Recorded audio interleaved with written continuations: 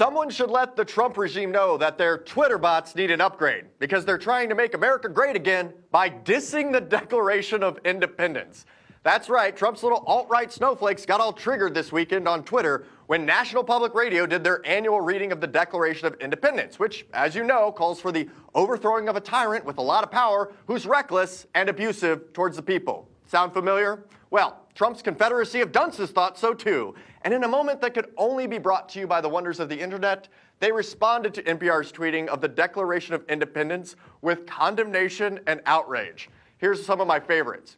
NPR tweets these lines from the Declaration, quote, "Whenever any form of government becomes destructive to these ends, it is the right of the people to alter or to abolish it and to institute new government." And this deplorable doofus on Twitter responds, "So NPR is calling for revolution. Interesting way to condone the violence while trying to sound patriotic. Your implications are clear." And here's another call for political correctness from a triggered little right-wing snowflake. NPR treats the line from the Declaration, quote, "A prince whose every character is thus marked by every act which may define a tyrant is unfit to be the ruler of a free people." To which she responds, "Please stop. This is not the right place." And this precious little gem of alt-right hysteria, quote, "Propaganda, is that all you know how? Try supporting a man who wants to do something about the injustice in this country. Hashtag draining the swamp. How about you try reading the historical documents of this country, you false patriot? Hashtag he's draining the swamp into the White House, in case you haven't been paying attention. And you know the reason that these ignorant right-wingers who constantly wave flags in our faces and proclaim their patriotism every chance they get have probably never even bothered to read the entire Declaration of Independence, which is why they don't recognize Jefferson's words when they show up in their Twitter feed.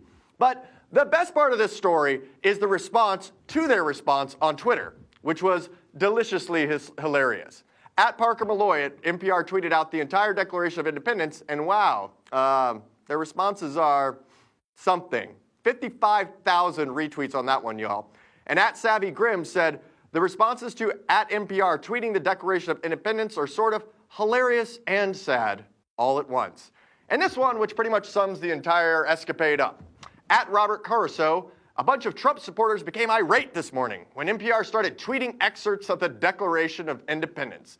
Bless them. Yes, bless their little hearts. And I'm normally not a huge fan of national put you to sleep faster than C-SPAN radio, but I gotta give them props for baiting the legions of deplorables and Trump's Confederacy of Dunces into trolling themselves on Twitter.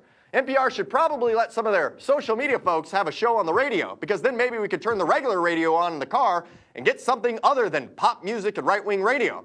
And that way progressives under the age of The Walking Dead could have a news source on the radio that isn't boring us to death. But I digress. This whole situation is what happens when one political party in this country abandons its ideas, its values, and the patriotic principles that our founding fathers fought for.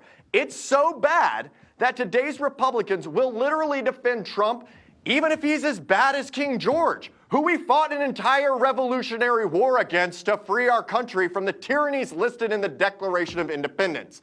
Their party is literally named Republican, as in for the Republic, as a statement of objection to aristocracy. But here, the followers of our charlatan-in-chief will have his back even if he's a tyrant, even if he shoots somebody on Fifth Avenue, like Trump once said, even if he, quote, endeavored to prevent the population of these states for that purpose obstructing the laws of naturalization of foreigners, which is immigration, by the way.